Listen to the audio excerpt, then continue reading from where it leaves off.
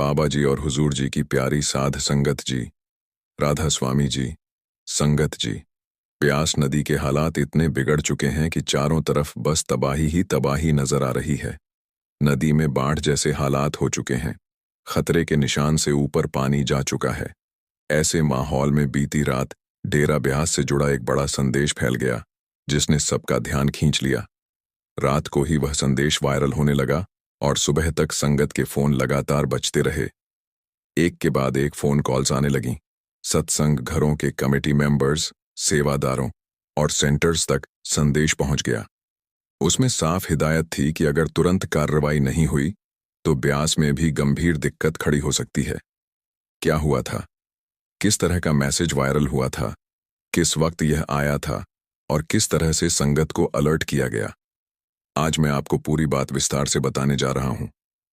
संगत जी, माहौल इस समय बहुत ही नाजुक है, क्योंकि लगातार बारिश और बादल फटने की वजह से हालात बिगड़ चुके हैं। अगर समय रहते हालातों पर काबू न पाया गया तो ब्यास के अंदर तक पानी घुस आएगा। सबसे पहले आपसे विनती है, कमेंट में राधा स्वामी जरूर लिखें। अब आते हैं कल रात की घटना पर। कल 25 अगस्त की रात करीब 9 से 10 बजे के बीच एक मैसेज तेजी से वायरल हुआ। उसमें साफ साफ लिखा था, सभी को सूचित किया जाता है कि ब्यास नदी का जलस्तर तेजी से बढ़ रहा है। अतः सभी सेंटर्स, सेवादारों और सेक्रेटरी से विनती है कि तुरंत डेरा पहुंचकर सहयोग दें। एसआईसी श्री प्रदीप सोफत द्वारा यह आदेश दिया गया है कि लगभग 150 से 200 सेवादार तुरंत ब्यास भेजे जाएं। पिछले साल जो बांध बनाया गया था, अगर अभी समय रहते कुछ नहीं किया गया तो वह टूट सकता है। इसकी जिम्मेदारी करमचंद जी को सौंपी गई है। इस मैसेज में उनका मोबाइल नंबर भी दिया गया था, लेकिन वह यहां साझा नहीं किया जा सकता क्योंकि वह निजी जानकारी है। यह मैसेज सिर्फ ब्यास तक सीमित नहीं रहा। जालंधर, अमृतसर और दूसरे कई राज्यों के सेंटर्स तक यह पहुंचा। वहां तक खबर फैल गई कि तुरंत करीब 1.5 लाख बोरी रेत मंगाई जाए। असल में हुआ यह था कि पिछले साल जो बांध बनाया गया था, वह नदी के किनारे उस जगह पर था जहां हम सब अक्सर जाते हैं और फूल अर्पित करते हैं। वहीं सड़क के पीछे एक लंबा बांध बनाया गया था, जिसे बनाने में महीनों तक लगातार सेवा चली थी। हालांकि पिछले साल की बाढ़ में भी वह बांध टूटा नहीं था और ब्यास पूरी तरह सुरक्षित रहा था। उसके बाद भी सेवा होती रही और बांध को और मजबूत किया गया। आज भी वह बांध मजबूत है, लेकिन पानी का स्तर लगातार ऊपर चढ़ रहा है। जमीन के नीचे और ऊपर दोनों तरफ पानी जमा हो गया है, और चूंकि मिट्टी पानी के अंदर ही टिकी होती है, इसलिए कब यह खिसक जाए कुछ कहा नहीं जा सकता। इसी वजह से डेरे ने तात्कालिक रूप से 1.5 लाख बोरी रेत और बड़ी संख्या में सेवादार मंगवाए, ताकि तुरंत बांध की मरम्मत और सुरक्षा का काम हो सके। दरअसल पिछले 2 दिन से लगातार बारिश हो रही है। रविवार को बाबा जी के सत्संग के बाद से ही बारिश इतनी ज्यादा हो गई कि थमी ही नहीं। ऊपर से हिमाचल और जम्मू कश्मीर में बादल फटने के कारण भारी मात्रा में पानी नीचे की ओर बहकर आ रहा है। यही कारण है कि ब्यास और उसके आसपास का इलाका खतरे की स्थिति में है। इसी वजह से अब वहां लगातार सेवादार लगाए गए हैं। 150-200 सेवादार तुरंत बुलाए गए ताकि बांध को फिर से मजबूत किया जा सके। रात भर फोन लगातार बजते रहे। किसी को सुबह 6 बजे कॉल आया, किसी को 7 बजे। हर कोई एक दूसरे को यह खबर पहुंचा रहा था कि तुरंत लोगों को भेजो और रेत की बोरियां पहुंचाओ। संगत ने अपनी जेब से बोरियां खरीदी और तुरंत भेजनी शुरू कर दी। संगत जी डेरा, हम सारी संगत का अपना ही तो है, और जब घर पर कोई मुसीबत आती है तो घर के हर सदस्य का फर्ज है कि उस मुसीबत का डट कर सामना करें। सेवादार और संगत भी डेरे के लिए वही तो कर रही है। सबको पूरी उम्मीद है कि बाबा जी की दया और उनकी मेहर से सब कुछ सुरक्षित रहेगा। हालात भले ही गंभीर हैं और चारों ओर तबाही का मंजर दिख रहा है। आपने न्यूज चैनलों और वीडियो में भी देखा होगा कि हालात 2013 से भी ज्यादा बिगड़े हुए हैं। कुछ ही दिन पहले हमारे सद्गुरु ने हमारे लिए ऐसा कार्य किया था, जिसका जिक्र अब मैं आपसे करने जा रहा हूं। आज जो तबाही दिख रही है, उससे कहीं ज्यादा विपत्ति हो सकती थी, लेकिन सद्गुरु ने अपनी रहमत से हम पर बहुत बड़ा बोझ उतरवा दिया। शायद बहुतों को यकीन न हो, लेकिन सच यही है कि जिस दिन बाबा जी का जहाज 20 अगस्त बृहस्पतिवार शाम करीब 4 बजे उतरा, बाबा जी सबसे पहले सीधे बांध की तरफ पहुंच गए। उन्होंने पूरे ब्यास नदी के किनारे का दौरा किया। करीब आधा से पौन घंटा बाबा जी वहीं घूमते रहे। हर जगह को ध्यान से देखा और जहां जरूरत थी वहां आवश्यक निर्देश दिए। बाबा जी अपनी कृपा भरी दृष्टि नदी पर डालकर कल फिर वे सिंगापुर के लिए रवाना हो गए। लेकिन उस वक्त उन्होंने जो देखा और समझाया वही अब काम आ रहा है। संत सिर्फ समझाते ही नहीं, बल्कि जो तबाही टल सकती है उसका कुछ हिस्सा अपनी तरफ खींच लेते हैं, ताकि बाकी लोगों पर कम से कम बोझ पड़े। इसीलिए कबीर साहब ने अपनी वाणी में कहा है, संत ना होते जीवन में तो जल मरता संसार। संगत जी, यह सृष्टि चल रही है तो केवल संतों की कमाई और उनकी दया से। वे अपने ऊपर जिम्मेदारी ले लेते हैं और उसी की वजह से हम सबको राहत मिलती है। पर हमारी फितरत यह है कि हम अक्सर ना शुक्र ही बने रहते हैं। इस बार भी जो जलस्तर बढ़ा उसकी तस्वीरें और वीडियो आप देख ही रहे होंगे और लगातार खबरों में आ ही रहा है कि हालात कैसे बन चुके हैं। बाबा जी ने पहले ही निर्देश दे दिए थे, उसी के अनुसार काम शुरू हो गया। अब सेवादार बड़ी संख्या में वहां पहुंच चुके हैं और डेरा भी सक्रिय रूप से बांध को मजबूत करने में जुट गया है। यह सच है कि बांध कुछ जगह से हल्का सा कमजोर हो चुका है, लेकिन सेवादारों की मेहनत और सद्गुरु की दया से उसे फिर से भर दिया जाएगा। जितने ज्यादा सेवादार जुटेंगे काम उतना जल्दी पूरा होगा। सद्गुरु जब कृपा करते हैं तो उनकी मेहर और बख्शीश की कोई सीमा नहीं होती। अब एक और बात पर ध्यान दें। बाबा जी इस समय सिंगापुर गए हुए हैं। कुछ यूट्यूब चैनल वाले शायद अफवाह फैला दें कि उनकी तबीयत ठीक नहीं है, लेकिन सच्चाई यह है कि बाबा जी बिल्कुल स्वस्थ और तंदुरुस्त हैं। वे सिर्फ इसलिए गए हैं क्योंकि अगले 2 हफ्तों तक कोई कार्यक्रम निर्धारित नहीं था। हमेशा की तरह यह उनकी मौज है। इस हफ्ते हैदराबाद में भंडारा है, लेकिन वो हुजूर जी संभालेंगे। कुछ ही दिनों में बाबा जी वापस लौट आएंगे और ब्यास में होने वाले भंडारे से पहले निश्चित रूप से यहां मौजूद होंगे। कब लौटेंगे, ये जानकारी आपको समय पर वीडियो के माध्यम से दे दी जाएगी। संगत जी, फिलहाल सबसे जरूरी यही है कि जो संगत ब्यास के आसपास रहती है वो अपने क्षेत्र पर नजर रखे और सावधानी बरते, ताकि किसी भी तरह की दिक्कत सामने न आए। कैसे सद्गुरु कृपा करके दूसरों के दुख अपने ऊपर ले लेते हैं, आइए अब हम आपको बताते हैं जब बाबा जी ने एक सेवादार का इतना बड़ा कष्ट अपने ऊपर ले लिया था। संगत जी, कुछ साल पहले आप सबने सुना होगा कि बाबा जी की तबीयत बिगड़ गई थी और उस समय कहा गया था कि बाबा जी को कैंसर हो गया है। उसी समय बाबा जी के आगे के सारे सत्संग कार्यक्रम रद्द कर दिए गए थे। उस दौर में बाबा जी ने अपना आखिरी सत्संग सिरसा के सिकंदरपुर में किया था। उसके बाद स्वास्थ्य थोड़ा खराब हुआ और जब यह बात सामने आई कि उन्हें कैंसर है, तब संगत बहुत चिंतित हो गई थी। अब सवाल यह उठता है कि आखिर बाबा जी को यह बीमारी हुई कैसे। साथियों, एक घटना का जिक्र है। एक बार बाबा जी डेरे की कैंटीन में दर्शन देने गए। उसी कैंटीन में एक सेवादार बैठा हुआ था। उस भाई को कैंसर था और वह इस रोग से बेहद दुखी था। जैसे ही उसने बाबा जी का नूरानी चेहरा देखा, उसके भीतर से अरदास फूट पड़ी, हे मेरे सतगुरु, मैं इस बीमारी से बेहद परेशान हो चुका हूं, कृपा कर मुझे मुक्ति दे दो। मालिक बाबा जी ने जब उस सेवादार पर कृपा दृष्टि डाली तो वह वहीं रोने लगा। कुछ ही दिनों बाद उस सेवादार को कैंसर में सुधार होने लगा, लेकिन तभी यह बात फैली कि बाबा जी को कैंसर हो गया है। तब सेवादार को भीतर से एहसास हुआ कि जिस दिन बाबा जी ने उसे देखा था, उसी क्षण उन्होंने उसकी बीमारी अपने ऊपर ले ली थी। यह जानकर वह सेवादार फूट फूट कर रो पड़ा और कहने लगा, हे मेरे सच्चे पातशाह, मैंने तो केवल दुख में यह कहा था कि मेरी बीमारी दूर कर दो। मैंने कभी यह नहीं चाहा था कि आप मेरी बीमारी खुद अपने ऊपर ले लें। आप कितने दयालु हैं कि मेरी पुकार सुनकर मुझे रोग मुक्त कर दिया और पूरा बोझ अपने ऊपर उठा लिया। संगत जी, संत महात्माओं के बारे में यूं ही नहीं कहा जाता कि वे असीम दयालु होते हैं। चाहे हम कितनी ही गलतियां क्यों ना कर लें, कितना भी नीचे क्यों ना गिर जाए, सतगुरु हमेशा हम पर अपनी करुणा बरसाते हैं। उनका हर कदम, हर नजर हमारे लिए रहमत बन जाती है। संगत जी, बाबा जी के कैंसर से जुड़ी अब आगे की बात सुनकर आप रोने लगोगे। यह बात तो आप जानते ही हैं कि संतों का अपना कोई व्यक्तिगत कर्म नहीं होता। वे अपने भक्तों के बोझ को हल्का करने के लिए अक्सर संगत के ही कर्म अपने ऊपर ले लेते हैं। अब मैं आपके साथ बाबा जी से जुड़ी उस घटना का जिक्र करने जा रहा हूं जब उनके कैंसर की खबर ने हर किसी को चौंका दिया था और डॉक्टर भी हैरान रह गए थे। कुछ साल पहले बाबा जी को कैंसर होने की पुष्टि हुई थी, लेकिन उस बीमारी के सामने आने से पहले बाबा जी को गले में कुछ तकलीफ रहने लगी थी। शुरुआत में उन्होंने डेरे के डॉक्टर को दिखाया और डॉक्टर ने अपनी समझ के अनुसार दवा देना शुरू किया। परंतु जैसे जैसे समय बीतता गया, तकलीफ बढ़ती चली गई। उन दिनों बाबा जी को अक्सर तेज बुखार भी रहने लगा। 103 से 104 डिग्री तक बुखार रहने लगा। स्थिति बिगड़ती देख बाबा जी को नोएडा के एक बड़े डॉक्टर के पास ले जाया गया। वहां भी सभी तरह के टेस्ट कराए गए, लेकिन हर रिपोर्ट सामान्य आई।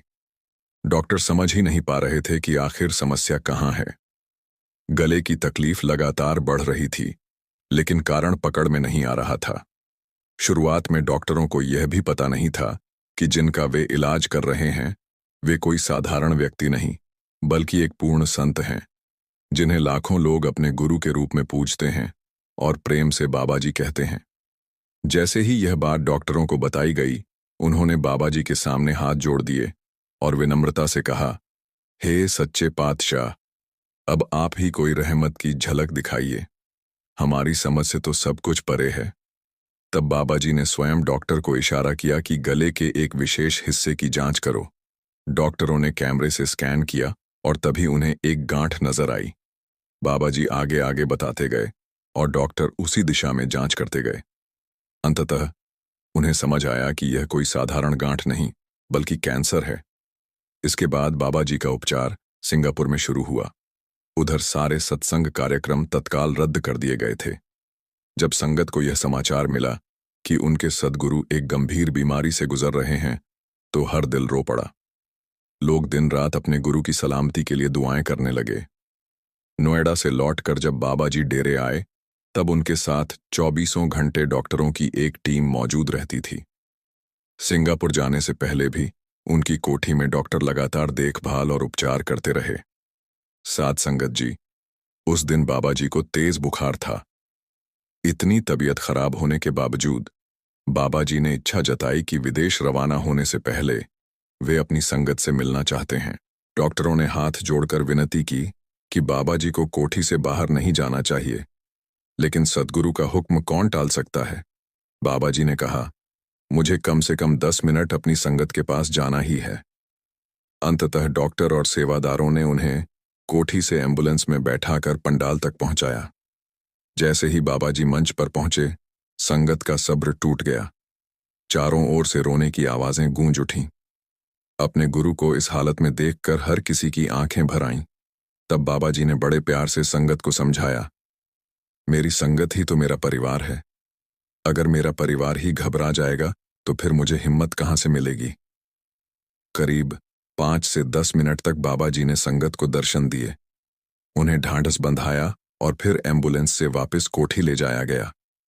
उसी दिन डॉक्टरों की कड़ी निगरानी में बाबा जी को सिंगापुर रवाना किया गया, जहां उनका लंबा इलाज चला।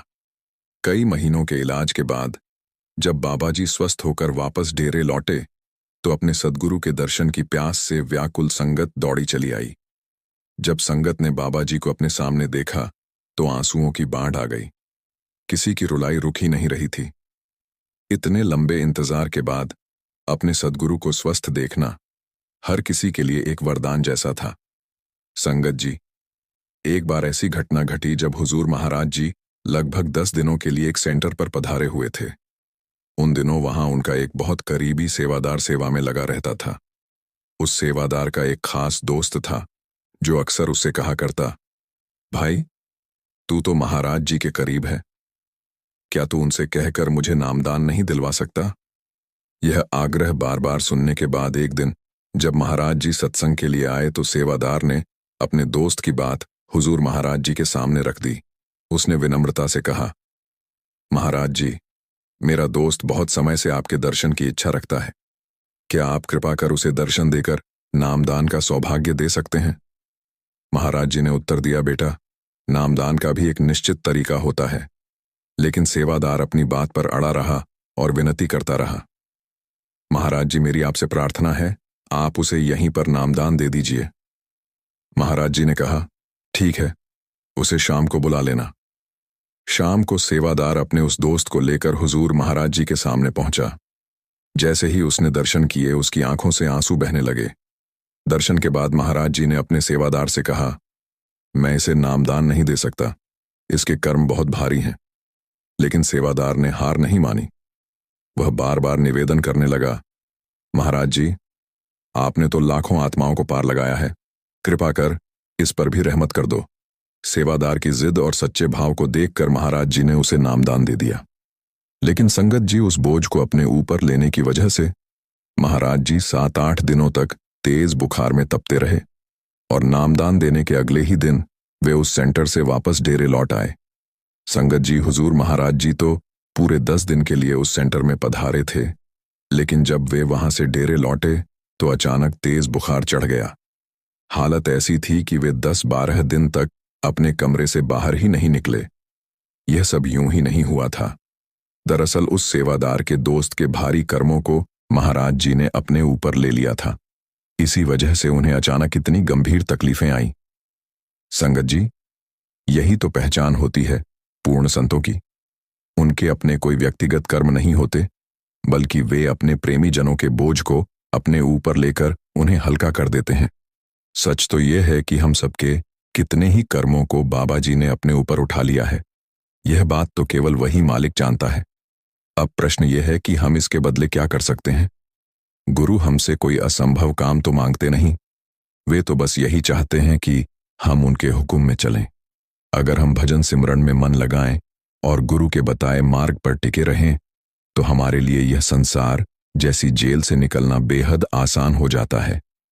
लेकिन अगर हम आलस से करें और सिमरन ना करें तो फिर कई कठिनाइयां और भुगतानों से गुजरने के बाद ही गुरु हमें यहां से ले जा पाएंगे। संगत जी, करोड़ों जीव इस संसार में आते जाते रहते हैं, लेकिन बिना पूर्ण संत की शरण में जाएं, उनका चक्कर कभी खत्म नहीं होता। हम गिने चुने वही खुशनसीब लोग हैं जिन्हें किसी पूर्ण गुरु की शरण मिली है। इसीलिए इस जीवन को व्यर्थ नहीं गंवाना, बल्कि पूरी तरह से इसका लाभ उठाना है। बाबा जी और हुजूर जी की प्यारी साध संगत जी, राधा स्वामी जी, संगत जी, उस समय स्टेज के ऊपर सत्संग शुरू होने से कुछ देर पहले जब बाणी ली जाने लगी तो पाठी साहब की आवाज बंद हो गई। पाठी साहब ने बहुत कोशिश की, लेकिन उनकी आवाज गले से बाहर ही नहीं निकली। फिर हुजूर ने पाठी साहब पर दया भरी दृष्टि डाली और उसी पाल पाठी साहब की आवाज वापस लौट आई। पूरा वाक्य हम सब की बंद आंखों को खोल कर रख देगा और आज के दौर में इस वाकये को सुनना हम सब के लिए बहुत जरूरी है। और इसके बाद हम आपको एक और वाकया सुनाएंगे।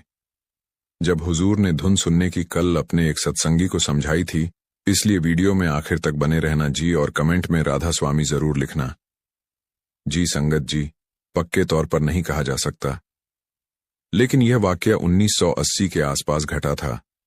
उस समय हुजूर महाराज जी के पाठी साहब हुआ करते थे, जिनकी आवाज बहुत मधुर थी और संगत के साथ साथ हुजूर भी उनकी आवाज को पसंद करते थे। हुजूर का सत्संग जहां भी होता था, हुजूर अपने साथ इन्हीं पाठी साहब को लेकर जाते थे और इस कारण से पाठी साहब के अंदर एक अहंकार का पौधा जन्म लेने लगा। पाठी साहब को लगने लगा कि मेरी आवाज बहुत मधुर है, शायद इसलिए हुजूर मुझे हर जगह अपने साथ रखते हैं। संगत जी, परमार्थ और अहंकार दोनों एक दूसरे के उलट होते हैं। जहां रूहानियत का पौधा लग जाए, वहां अगर हम उसके पास अहंकार का पौधा लगा देंगे तो रूहानियत का पौधा धीरे धीरे मुरझा जाएगा, क्योंकि मालिक की कृपा उस पौधे पर से उठने लगती है। यही इन पाठी साहब के साथ भी हुआ। जब उनके अंदर अहंकार ने जन्म लिया तो एक दिन हुजूर के साथ पाठी साहब दिल्ली गए। दिल्ली में हुजूर जी का उस दिन सत्संग होना था और उस दौर में पाठी साहब स्टेज पर 5-7 मिनट पहले आकर बाणी लेनी शुरू कर देते थे और सदगुरु 5-7 मिनट के बाद स्टेज पर आकर संगत पर दृष्टि डालते थे और फिर पाठी साहब द्वारा ली गई वाणी पर सत्संग की शुरुआत करते थे। उस दिन दिल्ली में लाखों की संगत पंडाल में जुट चुकी थी और पाठी साहब भी स्टेज पर आ चुके थे। पाठी साहब ने बाणी लेने के लिए जैसे ही मुंह खोला तो उनकी आवाज बाहर ही नहीं निकली। पाठी साहब ने बहुत कोशिश की, जेब में से मिश्री निकाली, उसको खाया, 1-2 इलायची खाई, पानी पिया, सब कुछ करके देखा, लेकिन जैसे ही पानी लेने की कोशिश करते तो उनकी आवाज गले से बाहर ही नहीं निकलती थी। ये देखकर पाठी साहब हैरान रह गए और सोचने लगे कि ये मेरे साथ क्या हो रहा है। मेरी आवाज तो इतनी बुलंद और मधुर है, लेकिन अब मेरी आवाज निकल क्यों नहीं रही। इसी बीच हुजूर महाराज भी स्टेज पर आ गए और हुजूर ने संगत पर दृष्टि डाली और पाठी साहब की ओर देखने लगे। पाठी साहब भी हुजूर जी की तरफ देखने लगे और उनके चेहरे के भावों ने हुजूर को सब कुछ समझा दिया। और जब पाठी साहब ने हुजूर की आंखों में देखा तो पाठी साहब समझ गए कि हुजूर मुझसे नाराज हैं। फिर पाठी साहब को समझते देर न लगी कि मान उनके गले से आवाज इसलिए नहीं निकल रही क्योंकि उनके अंदर अहंकार ने जन्म ले लिया था। पाठी साहब ने आंखों ही आंखों में हुजूर से माफी मांगी और हुजूर ने भी दया भरी दृष्टि पाठी साहब पर डाली और उसके एकदम बाद पाठी साहब की आवाज लौट आई और पाठी साहब ने बाणी ली और हुजूर ने सत्संग फरमाया। उस दौर की संगत बताती है कि अपनी यह आप बीती पाठक साहब ने खुद संगत के साथ शेयर की थी। उन्होंने बताया था कि मेरे अंदर अपनी आवाज को लेकर अहंकार आने लगा था। मुझे लगता था कि हुजूर मुझे इसलिए अपने साथ ले जाते हैं क्योंकि मेरी आवाज इतनी मधुर है, लेकिन फिर हुजूर ने ही मुझे इस बात का एहसास भी करवाया, जिसके बाद मेरी आवाज बंद हो गई और हुजूर की ही कृपा हुई कि मेरी आवाज लौट आई। उस दिन के बाद मैंने कभी अहंकार नहीं किया और मैं सारी संगत से भी विनती करता हूं कि परमार्थ में आगे बढ़ना है तो अहंकार जैसी बीमारी को पीछे छोड़ना पड़ेगा। जरा सा भी अहंकार, थोड़ी सी भी मैं मेरी, हमें परमार्थ के रास्ते पर आगे बढ़ाने की बजाय पीछे कर देती है। संगत जी, जब मन में ये आ जाए कि ये तो मेरी वजह से हुआ या ये काम तो मैंने किया, तो समझ लेना कि आपकी दुनियावी तरक्की भले ही हो जाए लेकिन रूहानी तरक्की की रुक जाएगी। संगत जी, आइए अब अपने वीडियो को आगे बढ़ाते हुए हुजूर बड़े महाराज जी की उस बात को सुनते हैं जब महाराज जी ने अपनी एक सत्संगी को धुन सुनने की कला बताई थी। शब्द धुन को बहुत ही गहराई से समझाया था।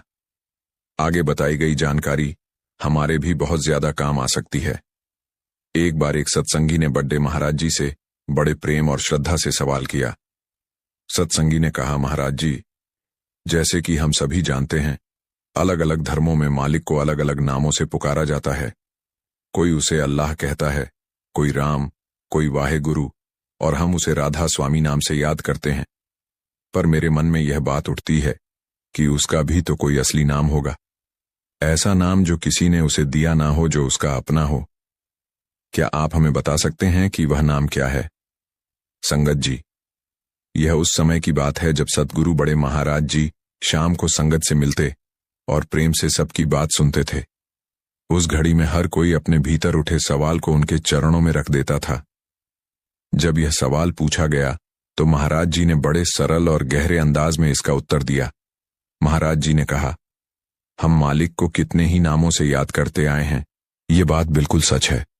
हर कोई उसे अपने धर्म, अपने विश्वास, अपने अनुभव के मुताबिक पुकारता है, लेकिन इन सब नामों के पीछे भी एक ऐसा नाम है जो मालिक का अपना है।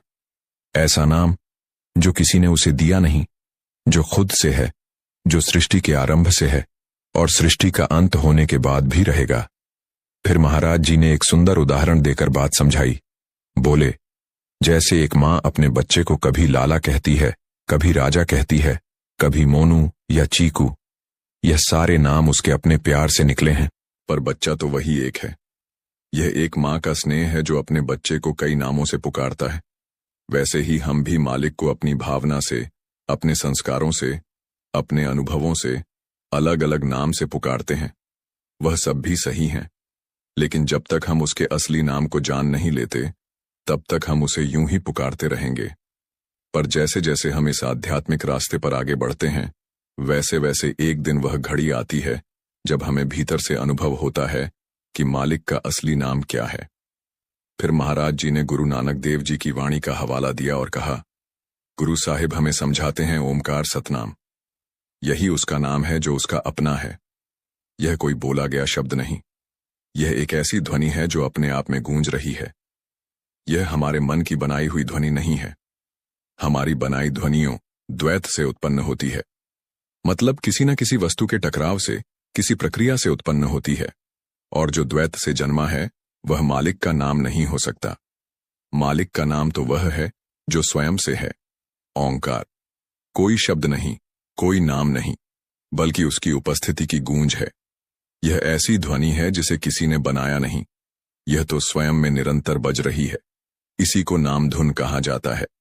फिर महाराज जी ने बड़ी खूबसूरती से समझाया, जैसे अगर हम किसी नदी के किनारे बैठें तो पानी और पत्थर के टकराने से छलछल की आवाज आती है, या जब हवा पेड़ों से होकर गुजरती है तो एक सरसराहट सुनाई देती है, क्योंकि हवा और पत्तियों का मिलन होता है।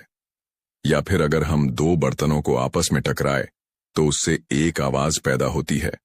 पर मालिक की जो धुन है वह किसी टकराव से नहीं आती, वह तो बस है, हमेशा से है और हमेशा रहेगी।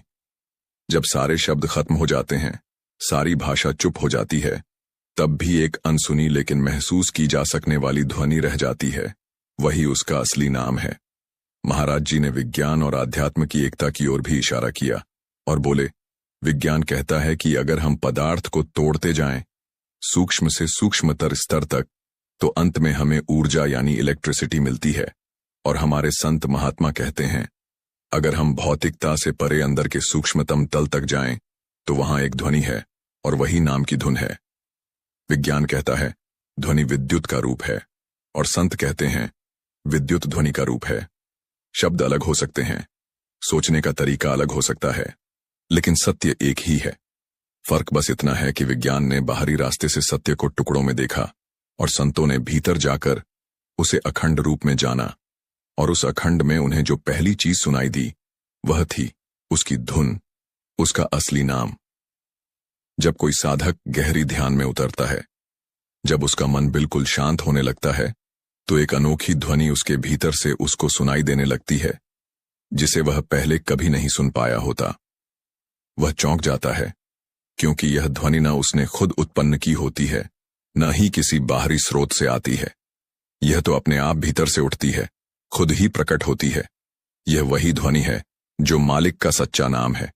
यही अनहद नाद है जो हर पल, हर सांस के साथ हमारे भीतर बह रही है, पर हमें इसका आभास नहीं होता। जैसे जैसे मन की चंचलता कम होती जाती है, यह ध्वनि सुनाई देने लगती है। लोग इसे अपने अपने धर्मों के अनुसार अलग अलग नामों से पुकारते हैं। कोई राम नाम का जप करता है, कोई अल्लाह को पुकारता है, कोई वाहेगुरु कहता है।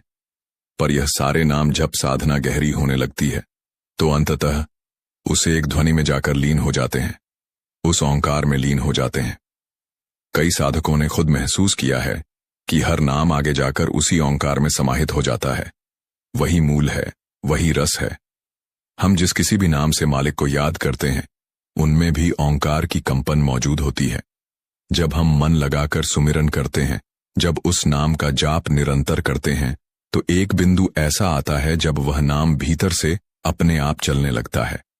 सच तो यह है कि वह नाम तो पहले से ही भीतर गूंज रहा होता है, लेकिन हम उसे नहीं सुन पाते, क्योंकि हमारे अंदर विचारों का शोर बहुत ज्यादा होता है। दुनियावी बातों, इच्छाओं और चिंता का शोर इतना ज्यादा होता है कि उस सूक्ष्म ध्वनि की तरफ ध्यान ही नहीं जा पाता। जब ध्यान में बैठकर मन बिल्कुल खाली हो जाता है, सब सोच विचार, कल्पनाएं, भावनाएं शून्य हो जाती हैं, तब वह ध्वनि अपने असली रूप में प्रकट होती है। और यह अनुभव इतना चमत्कारी होता है कि मन पूछता है, यह क्या है, ये कहां से आ रही है? और फिर धीरे धीरे यह एहसास होता है कि यह कोई बाहरी आवाज नहीं, बल्कि हर कण में व्याप्त एक शाश्वत कंपन है, एक ऐसा रस जो सृष्टि के मूल में बसा है। इसलिए संतजन कहते हैं कि ओंकार ही मालिक का सच्चा नाम है। वह न किसी भाषा में आता है, न किसी लिखावट में समा सकता है। वह न बोला जा सकता है, न समझाया जा सकता है, क्योंकि वह किसी मानव द्वारा बनाया गया शब्द नहीं है, बल्कि खुद मालिक के होने का ढंग है।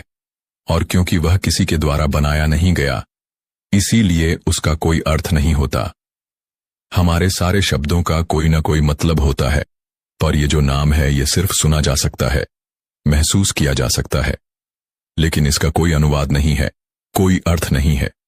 इसीलिए गुरु साहिबान ने कहा, नाम की कमाई करो, शब्द का अभ्यास करो, बाकी तुम्हारे जीवन के दुख दर्द, उलझने, चिंता, वह सब मुझे दे दो, और बदले में मैं तुम्हें इस नाम का रस दूंगा। सोचिए, ये कितनी बड़ी बात है। सद्गुरु ने यह वादा किया है कि तुम बस नाम की साधना में लग जाओ, बाकी सब मुझे सौंप दो। लेकिन अफसोस की बात यह है कि हम इतनी बड़ी बात को सुनकर भी उस पर चलते नहीं, अमल नहीं करते। हम नाम की तरफ उतने गंभीर नहीं होते जितना होना चाहिए। आज जरूरत इस बात की है कि हम अपने जीवन में एक दृढ़ संकल्प लें कि हमें भजन सिमरन के लिए हर दिन एक निश्चित समय निकालना ही है, और जब वह समय हो तो किसी भी हाल में बैठना ही है। चाहे मन रोए या परेशान करें, चाहे विचार तंग करें, लेकिन हमें बैठना ही है। सद्गुरु कहते हैं, मन की मत सुनो, अपनी ठान लो और बाकी सब मलिक पर छोड़ दो, क्योंकि उसने वादा किया है, तुम मेरा काम करो, मैं तुम्हारा कर दूंगा। और जब हम मालिक के नाम में रम जाते हैं तो वह न केवल हमारे आध्यात्म को संवारता है, बल्कि जीवन के छोटे बड़े काम भी खुद ब खुद आसान हो जाते हैं। संगत जी अलग अलग अभ्यासी बताते हैं कि शब्द धुन सुनने में सभी को अलग लग सकती है। ऐसा जरूरी नहीं कि शब्द धुन सभी को एक जैसी ही सुनाई दे। किसी को घंटी की आवाज जैसी सुनाई देती है, किसी को मुरली की या फिर किसी दूसरे तरह की आवाज भी हो सकती है। कोई अनहद नगाड़े की बात करता है तो कोई झंकार या शंखनाद सुनता है। यह इस बात पर निर्भर करता है कि साधक की अवस्था कहां तक पहुंची है। जब आत्मा मन और माया के पर्दे को पार करके आगे बढ़ती है, तब वह उस पहले द्वार की ध्वनि सुनती है। जैसे जैसे आत्मा पैरों के तलवों से ऊपर की तरफ सिमटने लगती है, वैसे वैसे धुनी भी बदलती जाती है। उस समय हमें ऐसा ही महसूस होता है कि यह हमें हमारे कान से सुनाई दे रही है, पर सच तो यह है कि कान इसे सुन नहीं सकता। हमारी आत्मा की सुनने की एक शक्ति होती है जिसे श्रवण कहते हैं। बाहर की आवाजों में बहुत शोर है, लेकिन यह जो शब्द की धुन है, यह तो भीतर की सबसे मौन पुकार है, और यह मौन भी ऐसा जो प्रेम से भरपूर है। जब आत्मा को पहली बार शब्द की धुन सुनाई देती है तो उसका रोम रोम हर्षित हो जाता है। उस पल में बाहर की दुनिया जैसे थम जाती है और भीतर का एक नया संसार खुल जाता है। और इसी संसार को संत महात्मा रूहानी मंडल कहकर बयान करते हैं। कोई कहे कि मुझे झंकार सुनती है, कोई कहे कि मुझे वीणा की झंकार सुनाई देती है। जैसे एक ही सुर से कई राग निकलते हैं, वैसे ही एक ही शब्द से कई रूपों में अनुभूति होती है। क्योंकि आत्मा की परतें अलग अलग हैं, इसलिए उसका अनुभव भी अलग होता है। कुछ लोग कहते हैं कि हमें कुछ सुनाई नहीं देता या बहुत हल्का सुनाई देता है। इसमें कोई चिंता की बात नहीं है। यह शब्द धुन कोई बाजार में बिकने वाली चीज नहीं है कि कोई भी इसे खरीद कर सुन ले। यह तो प्रेम की दौलत है और गुरु कृपा से ही इसका अनुभव होता है। जब जब मन ठहरता है, तब तब यह धुन स्पष्ट होती जाती है। कभी कभी यह धुन इतनी तेज होती है कि लगे जैसे हमारे भीतर कोई शंख बजा रहा हो, और कभी यह इतनी कोमल होती है कि जैसे दूर कहीं कोई बांसुरी बजा रहा हो। यह धुन, यह नाद, यह शब्द ही हमारी आत्मा का भोजन है। जैसे शरीर को रोटी चाहिए, वैसे आत्मा को यह ध्वनि, यह शब्द धुन चाहिए।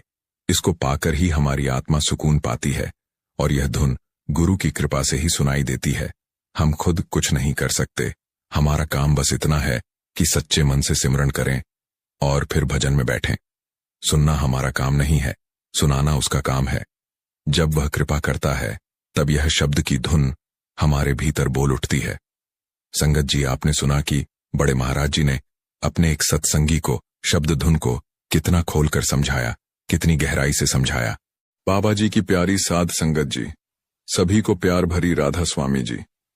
साध संगत जी, इस बात में जरा भी शक नहीं है कि भले ही जरूरत पड़ने पर हमारे साथ संसार का कोई भी इंसान खड़ा न हो, लेकिन हमारे सतगुरु, हमारे बाबा जी हमेशा हमारे साथ खड़े होते हैं। उन्हें हमारी गरीबी या अमीरी से कुछ लेना देना नहीं होता। गुरु तो मालिक का ही रूप होते हैं, और गुरु अपने शिष्य के भाव से प्रसन्न होते हैं, न कि उनकी हैसियत से या ऊंचे ओहदे को देखकर। साध संगत जी, आज की इस वीडियो में हम जानेंगे कि किन हालातों में बाबा जी ने अपने गरीब सेवादार की बहन की शादी करवाई थी। मुझे पूरा विश्वास है कि जो हम आपको बताने जा रहे हैं, उसे सुनकर आपको यकीन हो जाएगा कि हम चाहे गुरु से कुछ मांगे या न मांगे, लेकिन जो हमारे लिए ठीक होता है, गुरु उसे अपने आप ही हमारी झोली में बिना मांगे डाल देते हैं। इसलिए मेरी संगत जी से विनती है कि वीडियो में आखिर तक बने रहने की कृपा जरूर करें। साध संगत जी, अब बड़े ही ध्यान से सुनना, क्योंकि घटना का एक एक शब्द दिल को झकझोर कर रख देगा। साध संगत जी, एक बहन के बड़े भाई होने के बावजूद बाबा जी को किस लिए एक बहन की शादी करवानी पड़ी थी? जिस सेवादार की हम आपको बात बताने जा रहे हैं वह आर्थिक रूप से बहुत ही कमजोर था, लेकिन इसने कभी इसके लिए बाबा जी से कोई शिकायत नहीं की थी। बड़े ही सच्ची लगन से डेरे की और बाबा जी की संगत की बहुत सेवा किया करता था। इसके माता पिता इस संसार में नहीं थे। संगत जी, जब इसकी उम्र पढ़ने लिखने की थी तब इसके माता पिता दुनिया से चले गए थे और छोटी सी उम्र में ही इसके ऊपर अपनी बहन की जिम्मेदारी आ गई थी। पिता के जाने के बाद इस सेवादार भाई ने अपने पिता की दुकान पर बैठना शुरू कर दिया और पढ़ाई छोड़ दी, क्योंकि घर चलाने के लिए कुछ न कुछ काम करने की जरूरत थी। कुछ सालों के बाद इस भाई की बुआ ने इसके लिए एक लड़की देखी और इन दोनों की शादी करवा दी। बाबा जी की ऐसी कृपा हुई कि इसकी पत्नी का रुझान अपने आप ही शादी के बाद सत्संग की तरफ होने लगा। यह दोनों ही रूहानियत से जुड़ गए। साध संगत जी, इनकी जो बुआ थी वह पहले से ही सत्संगी थीं और माता पिता के जाने के बाद इस भाई ने बुआ को ही अपनी मां समझ लिया था।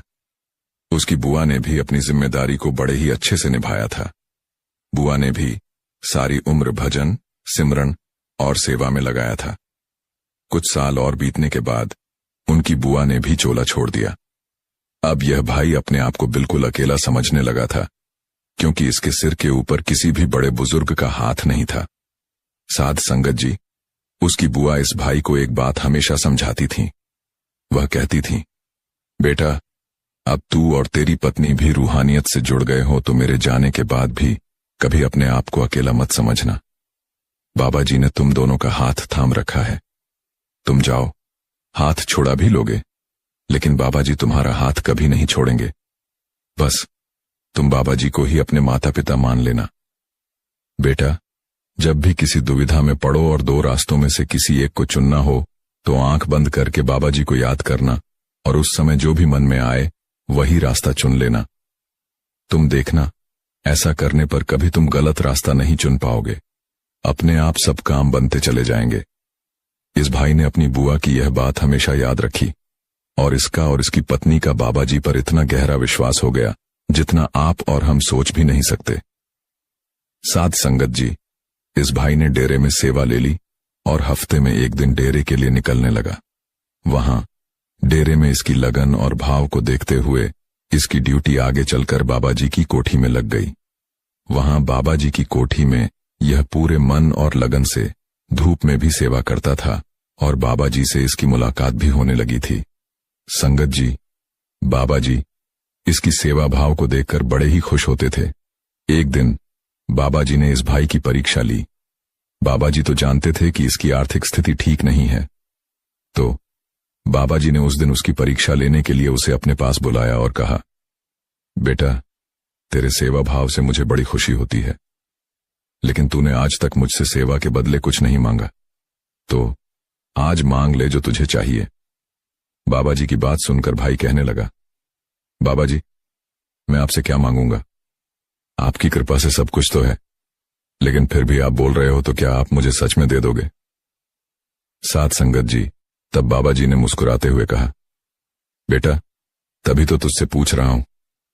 इस भाई ने कहा, बाबा जी, मुझे आपसे सिर्फ एक चीज चाहिए। आप मुझे कभी भी अपने से दूर मत करना। बाकी सब आपकी मेहर से ठीक चल रहा है। मुझे इसके अलावा और कुछ नहीं चाहिए। बाबा जी ने मुस्कुराते हुए कहा, बेटा, मैं तो अपनी संगत के साथ हमेशा हूं। संगत ही मुझे अपने से दूर समझती है। जो संगत भजन सिमरन करती है उन्हें यह बात अच्छी तरह से पता है कि मैं हमेशा उनके पास हूं। यह कहकर बाबा जी चले गए। भाई अपनी परीक्षा में पास हो गया था। संगत जी, ऐसे ही समय बीतता गया। कुछ समय के बाद इस भाई के घर एक बेटे ने जन्म ले लिया। अब इस भाई की जो छोटी बहन थी वह भी शादी के लायक हो गई थी। इस भाई ने अपनी बहन के लिए रिश्ते देखने शुरू कर दिए।